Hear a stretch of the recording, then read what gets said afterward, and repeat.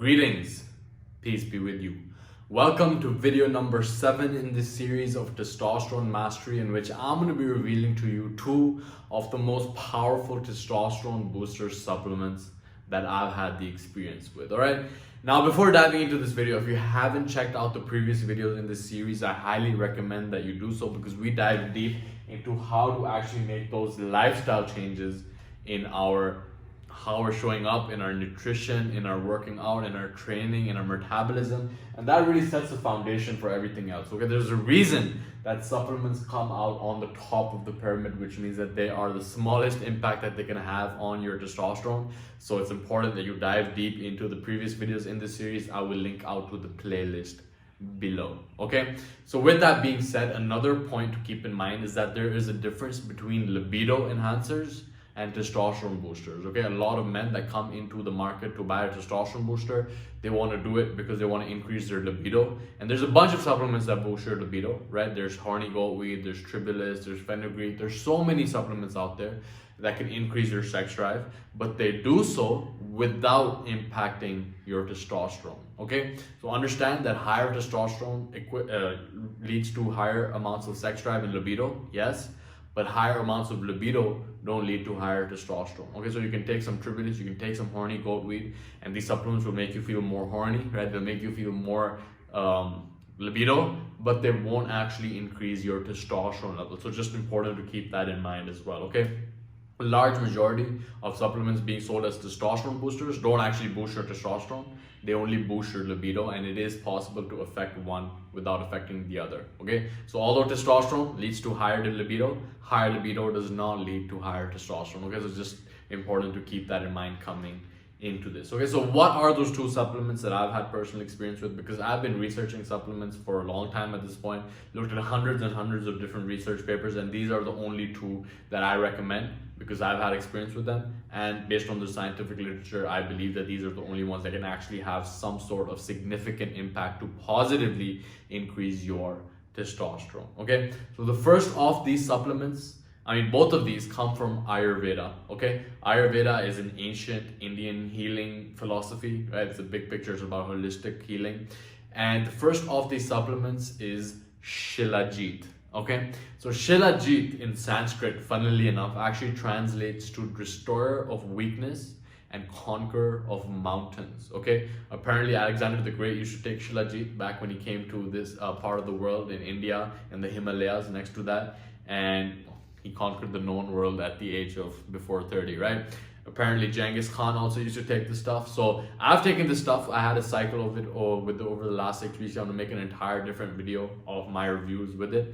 But Shilajit is basically decomposed plant and animal matter that has been crushed between the Himalayas, and it's like this waxy substance that oozes between the mountains, and it is very, very rich of minerals, and it is an energy rejuvenator. Okay, it helps your body detox. It provides your body with these very strong minerals. It's called fulvic acid, which is like a lot of the minerals that our body needs to function optimally, and it is really an adaptogenic as well. Okay, so what it does is that it helps your body actually deal with the toxins more effectively. Okay, it helps your body deal with the inflammation more effectively, and more often than not, the reason that we're experiencing suboptimal testosterone levels is because of excess toxins that are coming in through our food, that are coming in through our cosmetics, that are coming in through our environment.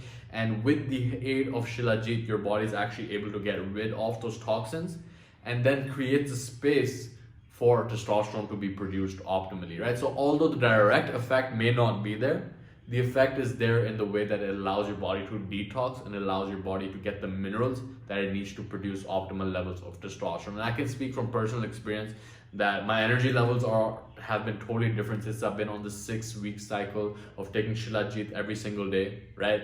And it's incredible. You can take it yourself, and something that has been around for thousands of years and continues to have positive feedback, even though the science is not entirely done on Shilajit, right? A lot of the scientific research has been done on supplements that don't actually work, and some of them have been sponsored by the supplement industry as well to show that they do work, and then there's contradictory stuff coming in over there. And like I've mentioned in previous videos, it's always important to look at the funding source of the study. It's important to look at the context of the study as well, because it's like these supplement companies sponsor a study, and then it ends up showing the results that they want, right? So always important to look at the context, because for me in the beginning when I got into reading these research papers, I'm like, oh, it's published in the research, it must be true. But the reality is that there is an ulterior agenda more often than not, okay?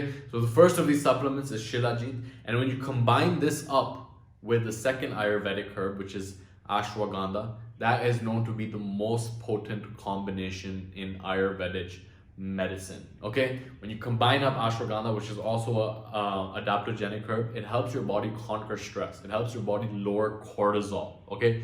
Cortisol in itself is a steroid hormone, which requires cholesterol as a building block to create, right? So as we talked about in the previous video, how cholesterol forms a building block for testosterone, it also forms a building block for cortisol. So the more stressed out you are, the more fearful you are, the more anxiety you have, the more cholesterol you will create, more cortisol you will create, which means less cholesterol is left over for you to actually produce testosterone, right? So ashwagandha actually reduces cortisol, it helps you feel more relaxed, it helps you feel more rejuvenated as well. And in Sanskrit, ashwagandha literally means smell of horse, right? So there is a conception of ashwagandha, taking it will give you the strength and stamina of a stallion, right? And I can attest to the fact that it definitely helps you feel more like yourself, right? When you get rid of these toxins, when you get rid of these negative stuff that's not serving you, like stress, like the anxiety, and you can deal with it more effectively, then you feel more like yourself, right? You feel like you're expressing what you're here to express.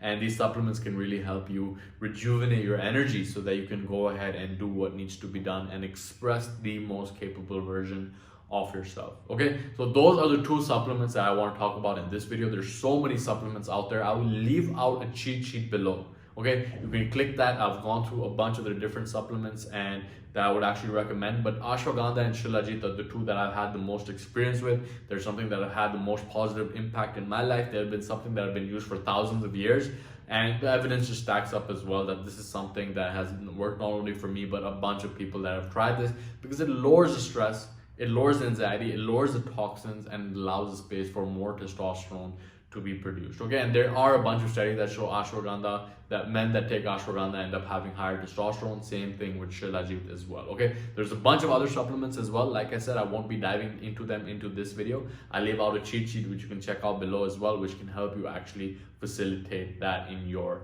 development, okay? Because at the end of the day, lifestyle practices is what I'm focused on, because anyone can go buy a pill, anyone can go buy a supplement, but actually embodying the habits that allow you to show up as your most capable self, that is what the entirety of this channel is focused on, and that is what I want you to really implement in your own life, okay? So with that being said, I hope that you got value from this video. I'm going to make a bunch of other videos in this series as well, because I see a bunch of topics that can be addressed. So keep an eye out, subscribe if you haven't already, leave a like if you like it, leave a comment below letting me know any other topics that you want to see addressed on the topic of testosterone, and I will add them to this video series, okay? So with that, I conclude this video, and I will see you in the next one.